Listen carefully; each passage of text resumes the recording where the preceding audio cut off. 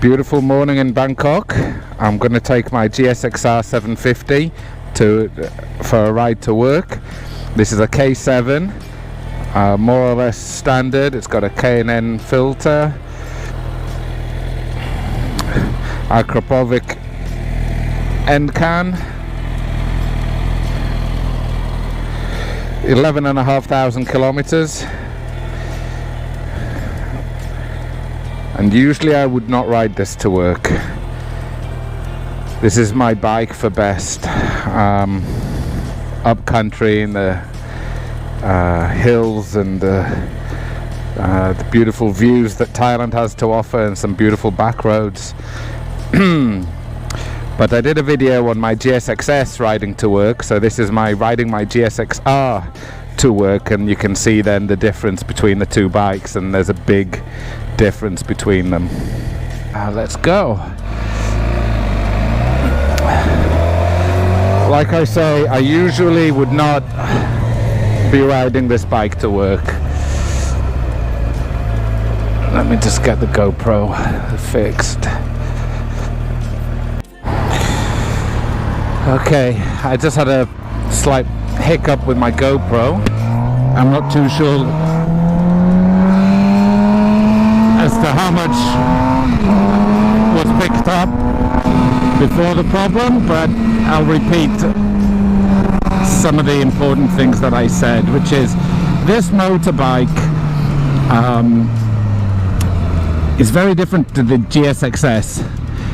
This motorbike is very linear, it's very smooth, it's very precise.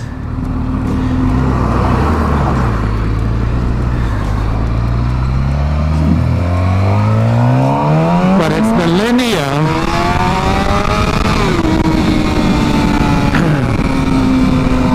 linear aspect that really differentiates it from the GSX-S.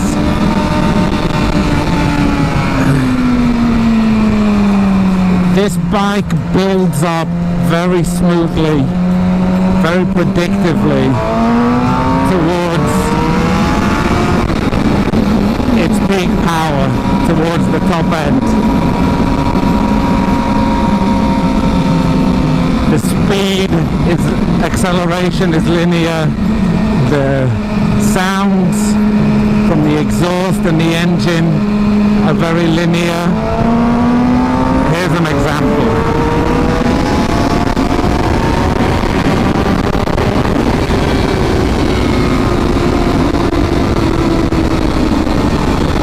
Right, so that was third gear, from around the 6,000 revs to 14,000 revs. They didn't even max out there. But the GSX-S, if that was in third gear and I was doing 4,000 revs, the second I would pull back on that throttle, it would change. The note of the exhaust of the engine instantly starts to scream and cry out for more.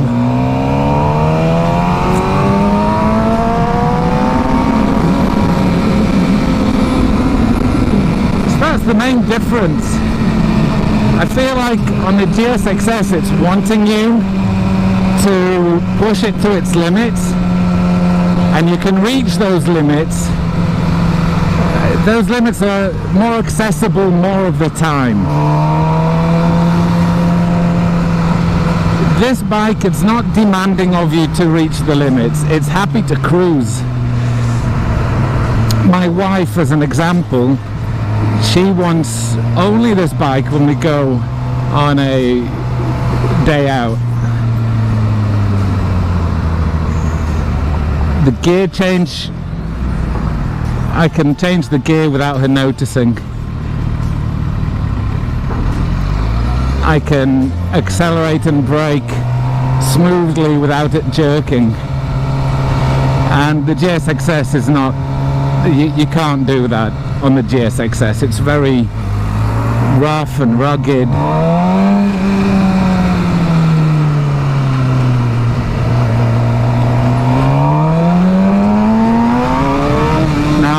both bikes are nimble.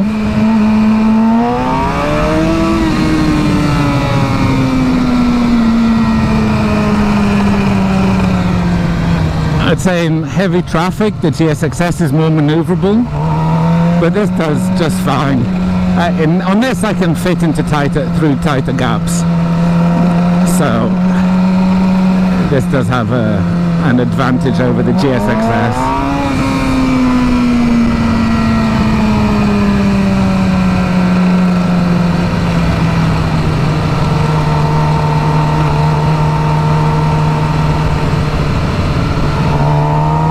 I've always wanted to own the GSX-R750. I had a 600 K4.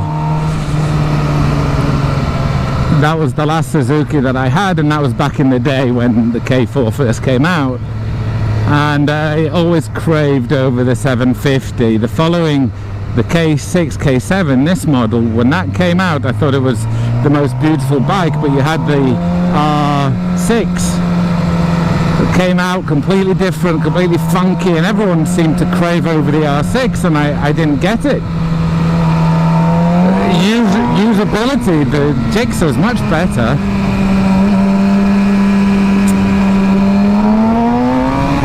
Looks wise, I still think this is one of the most beautiful bikes ever made.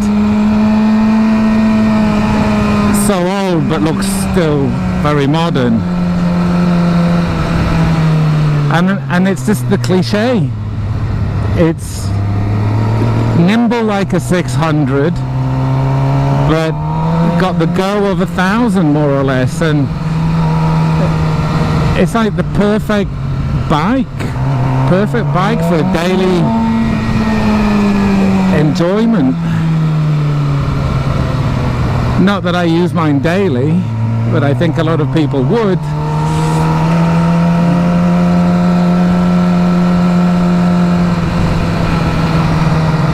And I don't think I would ever sell this bike, to be honest with you. I think my kids will be looking after this bike when I'm long gone. I hope. That's why it's only got 11,459 kilometers on the clock. Because it's just meant for best. I know this guy used to work for me.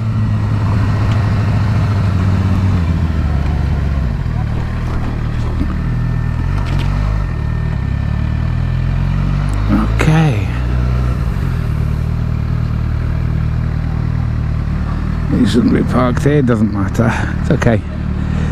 Let him. Right. Till next time. Over and out.